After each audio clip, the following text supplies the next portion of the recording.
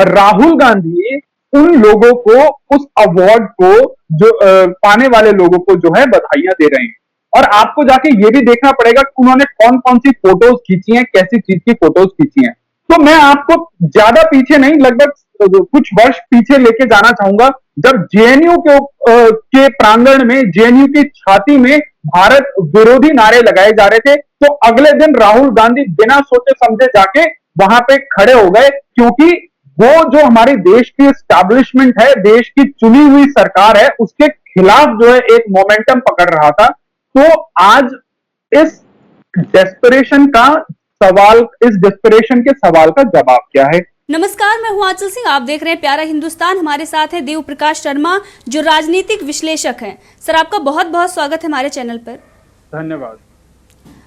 Sir, जो कश्मीर में हमने देखा कि किस तरीके से जो फोटो जर्नलिस्ट हैं या फिर वहाँ के जो सो कॉल्ड पत्रकार हैं, वहाँ की जो फोटोज जो उन्होंने क्लिक की है, जिस पर ये अवार्ड उनको मिला है, पुलित्जर अवार्ड जो उनको दिया गया है, उस पर राहुल गांधी ने उन्हें कांग्रेचुलेशन बोला है। लेकिन जब अगर हम देखें इस पुलित्जर, अगर इस वेबसाइट की बात करें, तो वो किस तरीके से जो हमारे पास कश्मीर है, हमारे देश का अभिन्न हिस्सा है, वो उसे हिंदुस्तान ऑक्युपाइड कश्मीर मानता है, यानी कि वो पाकिस्तान का कश्मीर मानता है। तो ऐसे वेबसाइट जो अगर अवार्ड देते हैं, तो राहुल गांधी जो भारत के एक बड़ी पार्टी, राष्ट्रीय पार्टी के अध्यक्ष भी रह चुके हैं और अभी भी शीर्ष नेता हैं, वो इस तरीके से अगर किसी को कांग्रेचुलेशन या बधाई देते हैं, तो क्या वो उस बात से सहमत हैं जो वो वेबसाइट कह रही है? ये देश का दुर्भाग्य है कि ये गांधी परिवार, जो अपने आप को कांग्रेस का रहनुमा मानता है, देश की सबसे पुरानी पार्टी बताता है, वो देश विरोधी तत्व के साथ इतनी जल्दी आके खड़ा हो जाता है, जिसको डेस्परेशन ऑफ पावर कहा जाता है। आप 2014 के बाद तमाम आप उन इवेंट्स को उठाकर देख लीजिए, जहां जहां पर देश के विरोध में बात होती है, वहां पर ये जो रॉबर्ट वाड्रा कांग्रेस पार्टी है, ये वहां जाके आपको खड़ी हुई मिलती है। अब हम बात करते हैं पुलित्जर अवार्ड के ऊपर। ये हमारे देश का दुर्भाग्य है कि जब हमारे देश के प्रधानमंत्री पूरे विश्व में 130 करोड़ हिंदुस्तानियों की नुमाइंदगी करते हैं और विश्व के प्रत्येक पटल पर वो भारत का नाम रोशन करते हैं और वो सम्मानित होते हैं, तो कांग्रेस के लोग उन सभी विदेशी एजेंसीज को सिरे से खारिज कर देते हैं। परंतु उनके कंफर्ट के हिसाब से अगर कुछ भी विवादित आज ग्लोबल प्लेटफॉर्म पर होता है, तो कांग्रेस के नेता, कांग्रेस का शीर्ष नेतृत्व उसको बहुत जल्दी एंडोर्स करने लगता है। अब हम बात कर रहे हैं कि पुलित्जर अवार्ड कश्मीर के 3 जिन पत्रकारों को मिला, उनको जो है कैसे राहुल गांधी बधाई दे रहे हैं। तो सबसे पहले हमें ये पूरी की पूरी जो क्रोनोलॉजी है, इसको समझने और देश की जनता को समझानी पड़ेगी, क्योंकि इस देश में जो तथाकथित चौथा स्तंभ है मीडिया, जिसको अभी हम परसों विश्व फ्री प्रेस डे मना रहे थे, कैसे एक सिलेक्टिव खबरें इस देश की मीडिया दिखाती है। तो आपके चैनल के माध्यम से, क्योंकि आज ये डिजिटल युग है, लोगों के हाथों में मोबाइल है, तो लोगों को इंटरनेट का एक्सेस है और आजकल सब कुछ संभव है कि वो अगर मेन स्ट्रीम मीडिया कुछ खबरों को नहीं दिखाता, तो आप लोग जिम्मेवारी पूर्वक उस चीज को दिखा रहे हैं और लोगों के बीच में एक जागरूकता का अभियान चला रहे हैं, जिसके लिए आप लोग बधाई के पात्र हैं। तो इस पुलित्जर अवार्ड में डॉक्टर यासिन, मुख्तार खान और चन्नी आनंद, इन 3 पत्रकारों को जो है पुलित्जर अवार्ड मिला है। और आपको मैं वर्बेटम पढ़ के सुनाऊंगा कि पुलित्जर अवार्ड की वेबसाइट पर क्या साइटेशन है। पुलित्जर अवार्ड की वेबसाइट पर साइटेशन ये है: for striking images of life in contested territory of Kashmir as India revoked its independence executed through a communication blackout। और राहुल गांधी उन लोगों को, उस अवार्ड को, जो पाने वाले लोगों को जो है बधाइयां दे रहे हैं। और आपको जाके ये भी देखना पड़ेगा कि उन्होंने कौन कौन सी फोटोज खींची हैं, कैसी चीज की फोटोज खींची हैं। तो मैं आपको ज्यादा पीछे नहीं, लगभग कुछ वर्ष पीछे लेके जाना चाहूंगा, जब जेएनयू के प्रांगण में, जेएनयू की छाती में भारत विरोधी नारे लगाए जा रहे थे, तो अगले दिन राहुल गांधी बिना सोचे समझे जाके वहां पे खड़े हो गए, क्योंकि वो जो हमारे देश की एस्टैब्लिशमेंट है, देश की चुनी हुई सरकार है, उसके खिलाफ जो है एक मोमेंटम पकड़ रहा था। तो आज इस डेस्परेशन का इस डेस्परेशन के सवाल का जवाब क्या है? देश की जनता जानना चाहती है राहुल गांधी जी और उनकी माता जी, जो सिर्फ एक अपने नेटिव नाम, उनका जो मूल नाम है, जिसको वो बचपन से लेकर जब तक उनका विवाह हुआ है तब तक जिसको वो यूज करती आई हैं, सिर्फ उस नाम से उनको संबोधित करने पर उन्होंने एक पत्रकार के पीछे पूरी महाराष्ट्र, छत्तीसगढ़, राजस्थान और तमाम सरकारें लगवा के 300 से ऊपर उस पत्रकार के ऊपर जो है आपने एफआईआर करवा दी। और आज देश के सभी पत्रकार चुप हो गए। ना रवीश बोले, जो है अपनी स्क्रीन काली कर देते हैं बात बात पर, ना राजदीप सरदेसाई बोले, ना सगारिका घोष बोली, ना बरखा दत्त बोली, क्योंकि ये इनके कंफर्ट की पॉलिटिक्स नहीं है। तो ये आज देश की जनता को समझना होगा कि जो मात्र 50 सांसद वाली कांग्रेस पार्टी की छटपटाहट इतनी जबरदस्त है कि सत्ता में ना होते हुए भी वो परोक्ष रूप से विभिन्न संस्थाओं के ऊपर इस प्रकार का हमला कर रही हैं, और जर्नलिज्म के जो और लोग हैं, उस फ्रेटर्निटी के लोग हैं, उनको ये संदेश देना चाहती हैं कि हम अगर अर्नब गोस्वामी के साथ ये कर सकते हैं तो आप अंदाजा लगाइए आपके साथ क्या कर सकते हैं। तो ये बहुत दुखद है।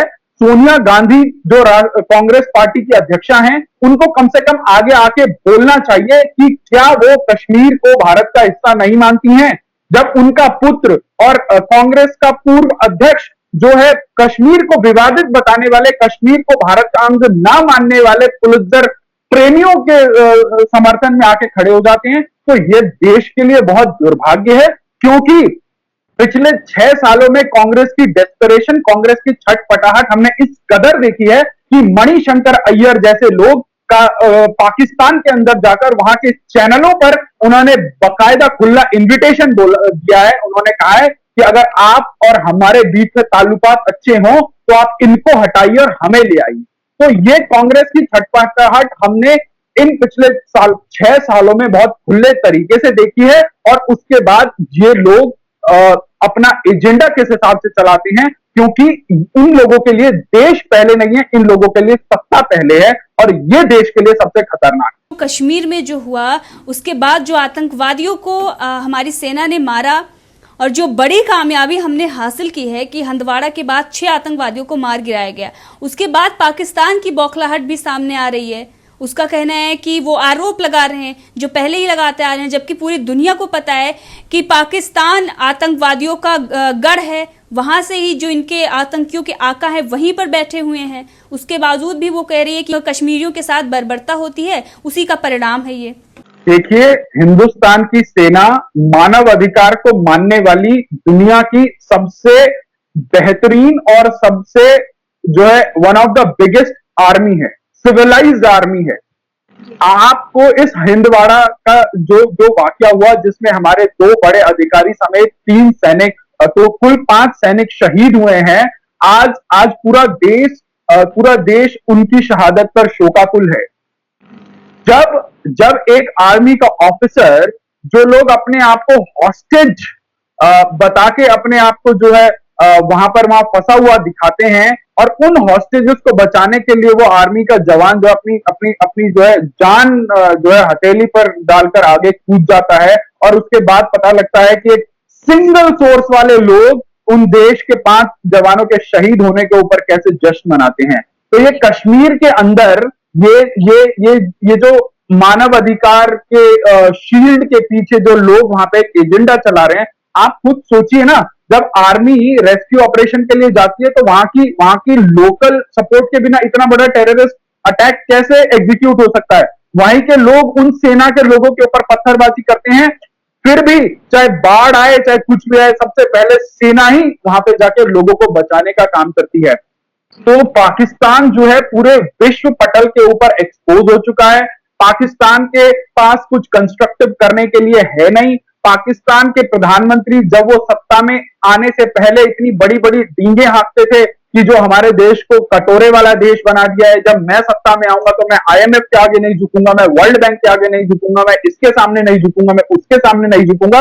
और जब से इमरान खान प्रधानमंत्री बने हैं, वो पूरे दुनिया में भिखारी की तरह जो है कटोरा लेके जो है किसी से लोन मांग रहे हैं, किसी से जो है अपना लोन का ब्याज माफ करने के लिए बोल रहे हैं, तो उन लोगों के पास कंस्ट्रक्टिव करने के लिए कुछ नहीं है। तो हमेशा से वो विक्टिम प्ले करते आए हैं, आज भी कर रहे हैं। और सबसे दुख की बात यह है कि उनके कुछ आका यहाँ हिंदुस्तान में भी रहते हैं, जो उनके पूरे एजेंडे को एग्जीक्यूट करने में पूरी तरीके से उनको सहयोग करते हैं, क्योंकि ये एक दूसरे के कॉम्प्लीमेंट्री है, ये एक दूसरे के पूरक हैं।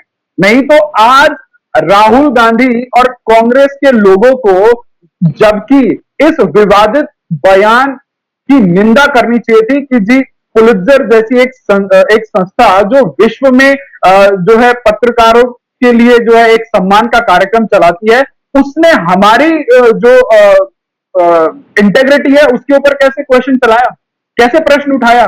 तो ये एक प्राइम मिनिस्टीरियल एस्पिरेंट लीडर, 50 साल का युवा, जिसको ये नहीं पता कि देश के फेवर में क्या है और देश के अगेंस्ट में क्या है, तो ये हमारे देश का दुर्भाग्य है कि राहुल गांधी जैसे आदमी को इस देश में नेता माना। जी बिल्कुल, जो अपने आप को पत्रकार कहते हैं, भारत में ऐसे लोग भी हैं जो सो कॉल्ड पत्रकार हैं, और उनका ये कहना होता है कि उनको पहले तो वो जो आतंकवादी हैं उनको एक्टिविस्ट बोलते हैं, और उसके बाद बोलते हैं कि इनकी जो खबरें हैं वो ना दिखाई जाए, इनकी रिपोर्टिंग ना की जाए। आखिर अगर इनकी रिपोर्टिंग ना की जाए और दूसरी तरफ आप ही फोटो जर्नलिस्ट बन के, आप ही एक सो कॉल्ड पत्रकार बन के कश्मीर जाते हो, वहां पर फोटो क्लिक करते हो, जहां पर अगर कोई भी चीजें आती हैं इस तरीके से दिखाया जाता है कि हम उन पर बर्बरता कर रहे हैं, हमारी सेना उन पर बर्बरता कर रही है, लाख ऐसी कोशिश की जाती है भारत की छवि इंटरनेशनल लेवल पर ले जाकर खराब करने की, तब इनको बहुत अच्छा लगता है। लेकिन आतंकवादियों की खबर दिखाने पर इनको छटपटाहट हो रही है। सॉरी, छोटा सा एग्जाम्पल देता हूं, ये जो इनका पूरा इकोसिस्टम काम करता है, इसका एक छोटा सा एग्जांपल देता हूं। दिल्ली में माइनॉरिटी कमीशन के चेयरमैन है जफरुल इस्लाम खान, जिन्होंने अपने अरबी आकाओं के सामने जाके घुटने टेक दिए, जिन्होंने आईएसआई के एजेंडे पर काम करना शुरू कर दिया कि साहब जो है अब हम एक संवैधानिक पद पर आसीन हो गए हैं, तो हम आपका उम्मा का, शरिया का एजेंडा भारत में चला सकते हैं, तो आप जो है हमें मदद कीजिए। और वो जाके उनके सामने लंबलेट हो गए। जब भारत की सरकारी एजेंसीज ने उनके ऊपर शिकंजा कसना शुरू किया, तो सबा नकवी जैसे जो सो कॉल्ड सेक्युलर पत्रकार हैं वो आगे आए और उन्होंने बोला कि ये रमजान के पवित्र महीने में एक वृद्ध के ऊपर ऐसी कार्रवाई कैसे हो सकती है। जब आप अंदाजा लगाइए ये कैसा सिस्टम है कि जब किसी आतंकवादी का धर्म नहीं होता, जब किसी आतंकवादी का कोई मजहब नहीं होता, जब पिछले वर्ष भारत की सेना कश्मीर के अंदर सीज फायर करती है और उसी सीज फायर के वक्त भारत की सेना के ऊपर आतंकवादी हमले करते हैं, जब इनको इनके एजेंडा चलाने वाले आतंकवादी पकड़े जाते हैं, तब इनको आतंकवाद का धर्म और मजहब जोड़ना नागवारा गुजरता है। परंतु रमजान के महीने में, रमजान के पवित्र महीने की दुहाई क्यों दी जाती है? किसी भी कार्रवाई के लिए धर्म को आगे शील्ड क्यों बनाया जाता है? आप देखिए कैसे अखिलेश यादव उछल उछल के आजम खान को रमजान के महीने इन्हें छूट देने की वकालत करते हैं।